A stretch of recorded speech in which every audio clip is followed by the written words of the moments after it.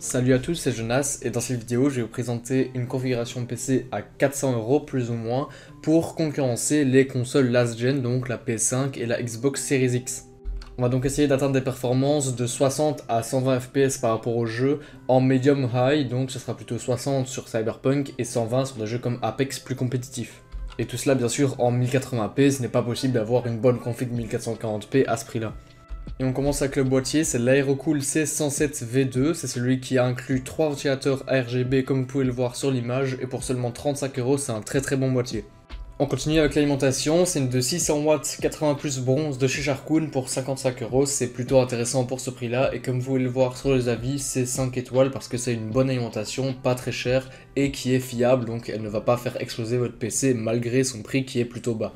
On passe ensuite à la carte mère, je choisis la Biostar B550MH pour 85 €. Elle a 8 étages d'alimentation, ce qui est bon pour votre processeur, par contre elle a que 2 slots de RAM et elle a 6 ports USB, ce qui est acceptable pour ce prix là.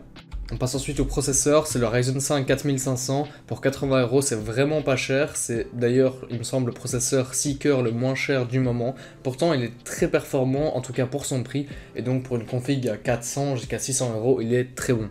Vous recevrez aussi le Ventirad si vous achetez ce Ryzen 5, c'est pour ça que je n'ai pas choisi le Ryzen 5 3600, car même s'il est plus performant pour 5 € de plus, vous n'avez pas de Ventirad avec et donc ça allait coûter plus d'une centaine d'euros et ça allait être hors budget pour cette config. On passe ensuite à la RAM, c'est 16 Go de DDR4 à 3200 MHz, elle est pas forcément belle mais pour 36 € c'est très bien.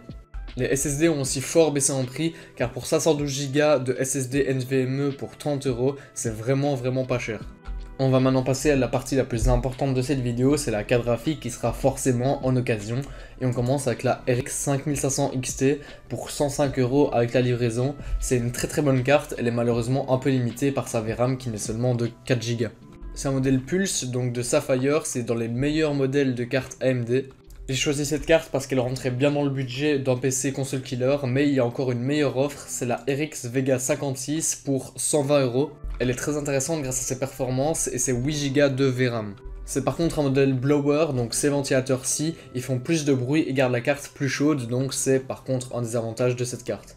D'ailleurs, les RX Vega doivent être overclockés et undervoltés pour profiter à 100% de leur performance. Vous allez voir que je vous montrerai le benchmark, la différence est énorme entre les performances quand vous recevez la carte juste comme ça et quand elle est overclockée et undervoltée.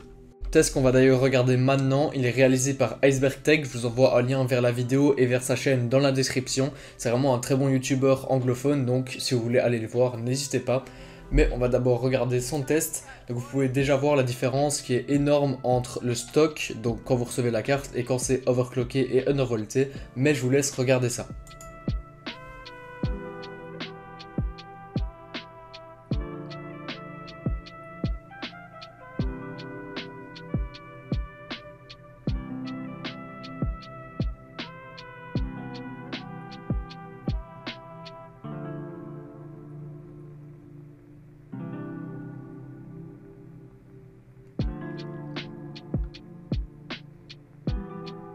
Vous pouvez voir que les performances sont très correctes car c'est tourné en 1080p en high ou en medium la plupart du temps et c'est avec un Ryzen 5 5600G qui est fort similaire au Ryzen 5 4500. Vous pouvez donc voir grâce à ses performances que ce PC est une très bonne alternative aux consoles last gen et que pour 400 € c'est un PC qui est très intéressant. N'hésitez d'ailleurs pas à me dire ce que vous en pensez dans les commentaires. N'hésitez pas à liker et à vous abonner. C'était Jonas, ciao.